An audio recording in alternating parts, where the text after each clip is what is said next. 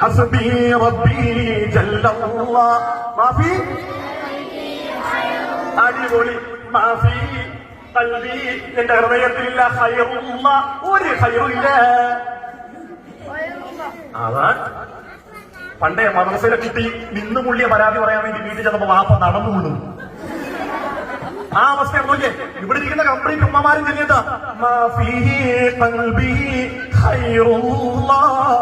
പടച്ചവനെ എന്റെ ഹൃദയത്തിൽ ഒരു ഖൈറുമില്ല. എന്താണുള്ളത് എന്ന് പറഞ്ഞു. ഖൈറുള്ള എന്റെ ഹൃദയത്തിൽ അല്ലാഹു അല്ലാതില്ല.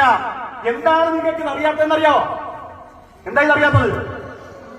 എന്താ നിങ്ങളുടെ ഹൃദയത്തിൽ മുഴുവൻ എന്താണ്? ഈ സാധനം ഉള്ളതുകൊണ്ട് ഈ ഇൻസ്റ്റാഗ്രാമിലെ റീൽസ് ഒക്കെ കണ്ടതിനകത്ത് ഇങ്ങനെ അഭിനമിച്ചിരിക്കുകയല്ലേ. നമ്മൾ വഴക്ക് പറയുമ്പോൾ അവർക്ക് ഇഷ്ടക്കേടൊക്കെ ഉണ്ടാവും, സ്വാഭാവികമാണ്. 13 പ്രാവശ്യം ടെറസിൽ ചാടിയ ആളാണ്. നമ്മളെന്താ ചിരിക്കുന്നത്?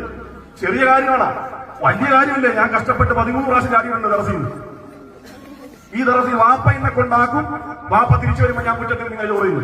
വാപ്പ എന്നെ വീണ്ടും കൊണ്ടാക്കും, വാപ്പ തിരിച്ച് വീട്ടിലേക്ക് വരുമ്പോ ഞാൻ ഉമ്മറപ്പടിയിൽ ചോറിയുന്നു. വാപ്പ കവള മടങ്ങത്തിൽ മുതുവത്തടിക്കും. അങ്ങനെ 13 പ്രാവശ്യം സുബ്ഹാനല്ലാഹ് ടെറസിൽ ചാടിയാളാ. എന്റെ ബാല്യകാലത്തിൽ എന്റെ ഏറ്റവും വലിയ ശത്രു എന്റെ വാപ്പാൻ. തമാശ പറഞ്ഞില്ല, ബാല്യകാലത്തിൽ എന്റെ ഏറ്റവും വലിയ ശത്രു എന്റെ വാപ്പാൻ. പക്ഷേ ഞാൻ ഇന്ന് ഏറ്റവും അധികം ദ്വാരക ആർക്ക് വേണ്ടിയാ? വാപ്പാക്ക് വേണ്ടിയാ. നിങ്ങൾ 9ാം ക്ലാസ്സിൽ പഠിക്കുമ്പോ എന്റെ മനസ്സിലൊരു തോന്നല് വന്നു, ദർസിൽ പോകണം.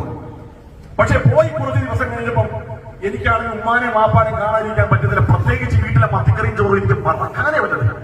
നമ്മുടെ നാട്ടിൽ കഞ്ചാവിന്റെയും വെള്ളത്തിന്റെയൊക്കെ അടിമകളായി പോകുന്ന പല ആളുകളെയും കാണുമ്പോൾ എന്റെ വാപ്പ എന്നോട് പറയണ, ഇന്ന് ഞാനൊന്ന് ചീത്ത പറഞ്ഞതുകൊണ്ടും വഴക്ക് പറഞ്ഞതുകൊണ്ടൊക്കെ നിനക്ക് ഗുണമുണ്ടായില്ലേ?